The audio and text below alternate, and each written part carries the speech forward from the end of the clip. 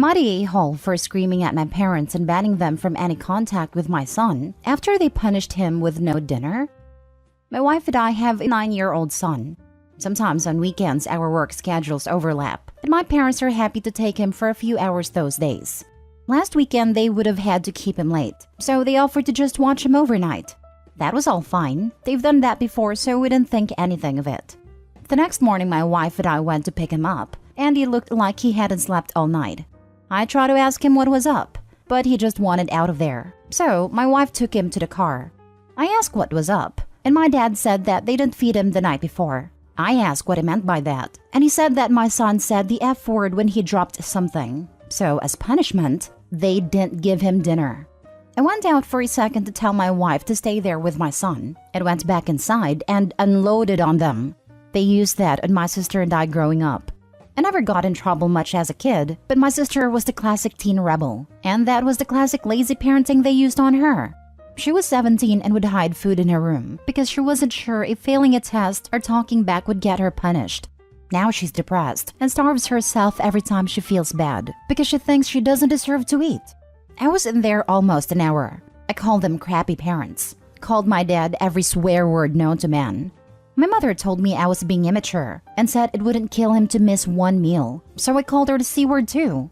By the end of it, I was beet red, my mother was sobbing, and my dad told me to get out. I was so angry. I called or texted most of the family and told them what they did, and now everyone is angry at each other. My dad's mom even told him how ashamed she is. She grew up poor, and her parents would never do that, but the family is split on it. I told them that as far as I care, those people are neither my parents nor my children's grandparents anymore, and they should get used to that idea because they'll never see their grandkids again. Now for the top comments. Not the a-hole. I want to say that maybe you could have handled it better, but no, not really. I'm glad you've decided to keep them away from your son. This was extreme. Even for a nuclear option, this was big. Absolutely justified that OP should never leave his child with them again. And they are definitely crappy if not abusive parents. But a full hour of cursing them out? Is the family split about the tactic or about OP's reaction? I will tentatively go with not the a-hole too, but OP definitely could have just left when he went out to talk to his wife. Or anything smaller than an hour-long scream fest that the people waiting outside of the car probably caught some of it too. It sounds like OP had a lot of his own upbringing that needed to be unloaded. I'm finding it hard to say anything but not the a-hole.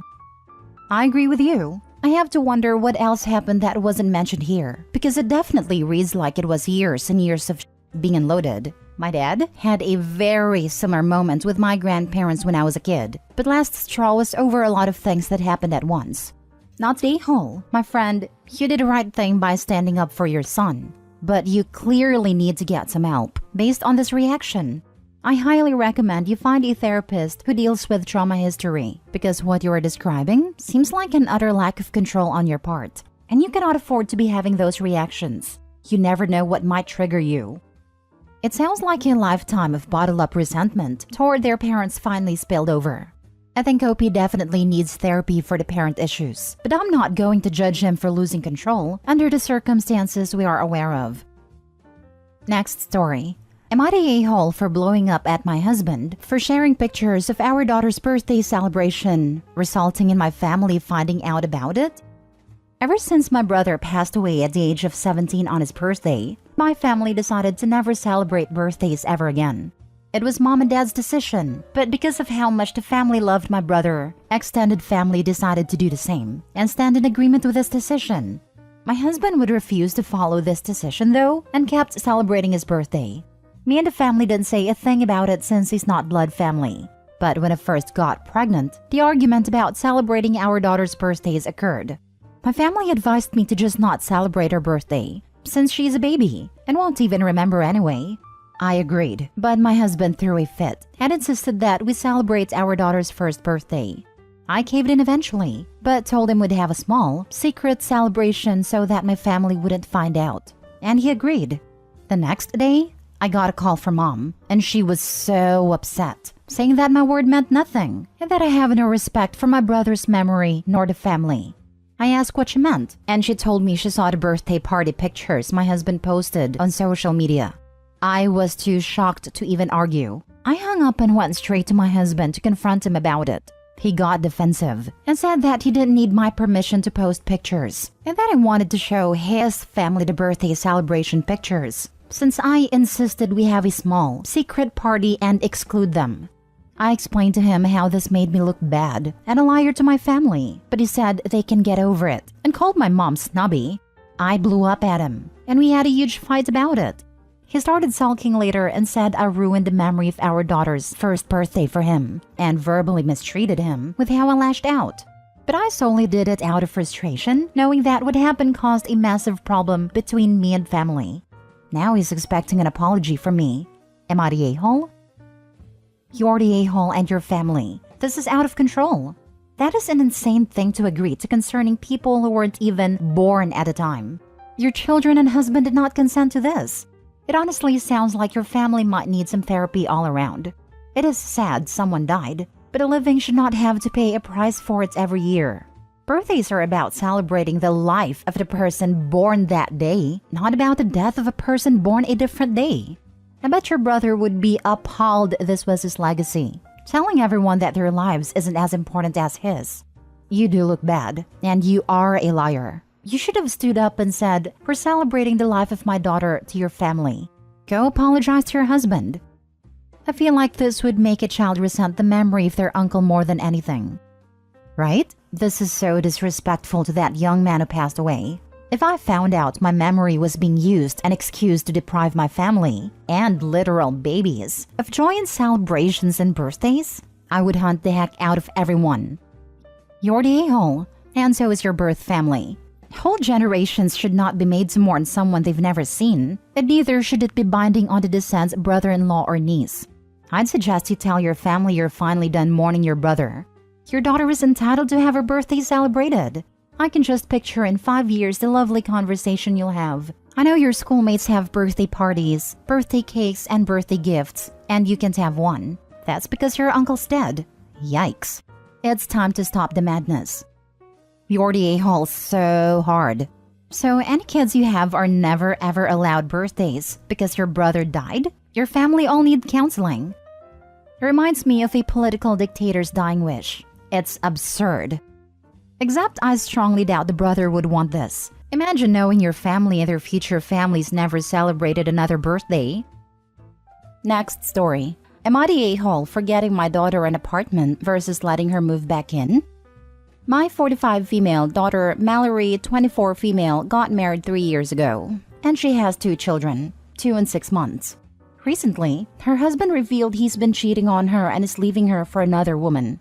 They rent a house, but due to my daughter having no credit at the time of moving in, only his name is on the lease, and he is giving her 30 days to move out. Mallory is understandably distraught. I've been doing all I can to comfort her. She asked if she could move in with me, explaining she'd have the kids every other week. She assured me she isn't looking for childcare, as both kids are in daycare. She offered to pay rent and chip in on groceries. Now, I have always raised my kids to be independent. I didn't kick them out at 18, but I did encourage them to start doing things on their own. Mallory moved out at 19, moving in with her soon-to-be ex. My sons are in college, and plan to move out after graduating from college. They're both freshmen at the same university. I asked Mallory how her credit score was. She said she could reasonably rent, so I offered to pay first month, last month, and a deposit, along with 6 months' rent. She said it's not about the money. She's not wealthy by any means, but she does well for herself. And her ex-husband is already agreeing to give her money weekly, even before they go to court. She just wants emotional support. I told her I could do that with her living in her own place. She started to cry and said she just needs her mom right now, but I told her she was going to be okay. Now my sons are angry with me. They pointed out I have plenty of room, that Mallory has offered to pay rent. She's also not the type to shrug off responsibility of the kids, and the toddler is well behaved. To me, that doesn't matter, and they called me heartless. Am I the a-hole? Now for the comments. This is difficult for me, because you are reasonably helping your child out. The problem for me is this is less about them needing a space to live, and more about them needing you. For all intents and purposes, you are pushing your child away. Anytime I needed help like this, my mother was there to catch me. I live with my mother right now because she's in her late 60s and she was lonely living alone. I still manage to be an independent adult while living with my mother. I have friends. I go to work. I often leave to hang out with other people. I also drive my mother around and run errands for her as she needs, as well as stuff like cutting the grass and clearing the snow. I personally feel like you are being heartless. It's gonna be funny when you need your kids and they blow you off. You're the a-hole. Right? I have a feeling that they will be telling her, as they drop her off at the nursing facility, that living with them would be a step backwards and would compromise her independence. Yes, Opie's shooting herself in the foot because daughters usually are the ones left to take care of parents, especially the mother. Many sons do step up too, but my experience has seen daughters doing it more.